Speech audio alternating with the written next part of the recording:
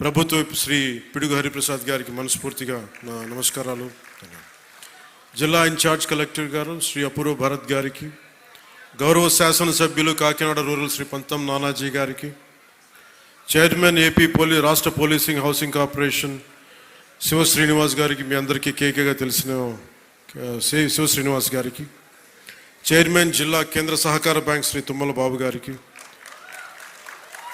పిఠాపురం మాజీ శాసనసభ్యులు తెలుగుదేశం నాయకులు శ్రీ ఎస్విఎస్ఎన్ వర్మ గారికి, చైర్మన్ పౌర సరఫరాల కార్పొరేషన్ శ్రీ తోట సుధీర్ గారికి, ఆంధ్రప్రదేశ్ జానపద సృజనాత్మక కళల అకాడమీ చైర్మన్ శ్రీ వి గంగులయ్య గారికి, చైర్మన్ శ్రీ కర్రి పద్మశ్రీ గారు ఎమ్మెల్సీ గారికి, చైర్మన్ పిఠాపురం వ్యవసాయ మార్కెట్ కమిటీ శ్రీమతి వాకపల్లి దేవి గారికి,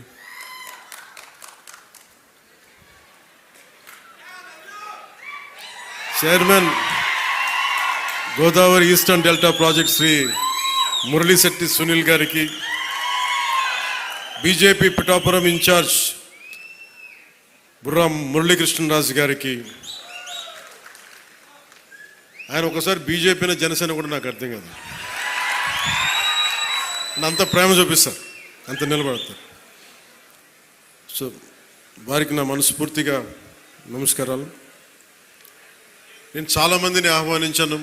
చాలామంది గతంలో పిఠాపురంలో మన ఎలక్షన్ సమయంలో జనసేన విజయాన్ని కృషి చేసిన చాలామంది సినిమా ప్రముఖుల్లో చాలామందిని ఆహ్వానించి మొదటి రోజుగా హైపర్ ఆది గారిని,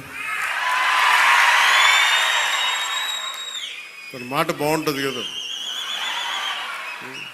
అందరూ కామెడీ హ్యూమర్ అనుకుంటారు, మాట చాలా విట్టు ఉంటుంది. అలాంటి హైపర్ ఆది గారు ఇక్కడ విచ్చేసినందుకు మనస్ఫూర్తిగా వారికి నా హృదయపూర్వక నమస్కారాలు, ధన్యవాదాలు. అలాగే సాగర్ జనసేన ఇన్ఛార్జ్, కరీంనగర్ ఇన్ఛార్జ్, ప్రత్యేకించి